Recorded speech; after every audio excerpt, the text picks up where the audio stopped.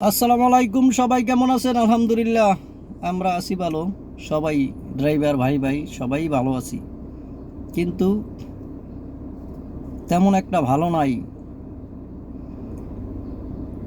অনেক সময় দেখা যায় আমরা গাড়ি চালাই, আমাদের বেতনটা ঠিক মতন পাই না। আমাদের এই বেতন দিয়েই আমাদের সংসারটা চলে। এ মাসের বেতন ও মাসে পাই,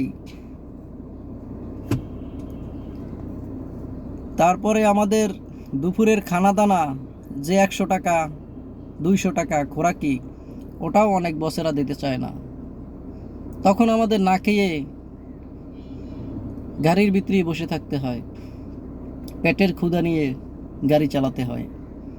তাই আমি সকল ভাইদের বলতেছি, আসুন আমরা আবার একসাথে হই। জানি না আমরা কার দরবারে গেলে আমাদের ন্যায্য দাবি আদায় করতে পারবো। তাই আমরা যতটুকু পারি সকলকে আমরা বুঝাবো, সকল স্যারকে বুঝাবো। আর তাতেও যদি না হয়, একমাত্র উপরে আল্লাহ আছে, আল্লাহ পাকের কাছে বলতে চাই এবং দাবি করতে চাই, আমাদের ড্রাইভারদের জন্য জানি একটু সুখবর এনে দেয় আল্লাহ পাক। এখন যে নূতন সরকার যে ক্ষমতায় আছে, ডাক্তার ইউনূস সাহেব এবং ইউনূস স্যার, সে জানি আমাদের ড্রাইভার যারা প্রাইভেট চাকরি করি তাদের দিকে একটু নজর দেয়।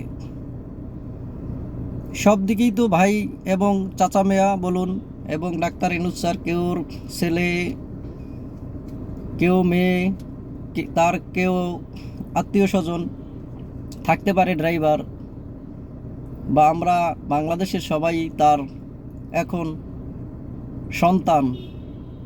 কঠিন পরিশ্রম করে যাই সারা বছর, ঠিক মতন বোনাসটাও পাই না। সব দিক থেকে জানি একটু নজরে আনে প্রাইভেট চাকরি করি আমরা যারা ড্রাইভার, তাদের দিকে জানি একটু নজর দেয়। একটি টিন সেট বাসায় ভাড়া থাকতে হলেও 4000 টাকা লাগে। ছোট একটি রুম নিয়ে, বাল বাচ্চা নিয়ে, বাপ মা নিয়ে এক রুমের ভিতরে বসবাস করি আমরা। ছেলে মেয়ে যদি একটা থাকে বা দুইটা থাকে, তার স্কুলের বেতন 500 টাকা হইলেও 1000 টাকা। কোচিংয়ে যদি 300 টাকা করে হয়, 600 টাকা। খাবার দাবার, স্কুলের খরচা, মাসিক খরচা, ডাক্তারের পিছনে খরচা অনেক চলে যায়। তাই বলতেছি ডাক্তার ইউনূস স্যারকে, স্যার আপনি আমাদের ড্রাইভারদের একটু নজরে আনবেন। আমরা আহামরি কিছু চাই না, আমাদের ন্যায্য যে বেতনটা সেটাই চাই। পারলে দয়া করে আমাদের দিকে একটু সুদৃষ্টিতে তাকাবেন। নর্মালে 25 থেকে 30 হাজার টাকা হলে আমাদের সংসারটাও ভালো থাকতো, আমরাও ছেলে মেয়েকে ভালো একটা স্কুলে পড়াইতে পারতাম, আমাদের ছেলে মেয়েও কোনো সময় একটা ভালো প্রতিষ্ঠানে চাকরি পেত। এখন আমরা পারি না আমাদের ছেলে মেয়েকে ভালো একটা স্কুলে দিতে, ভালো পড়াশোনা করাইতে, ভালো একটা চাকরিও তারা পায় না।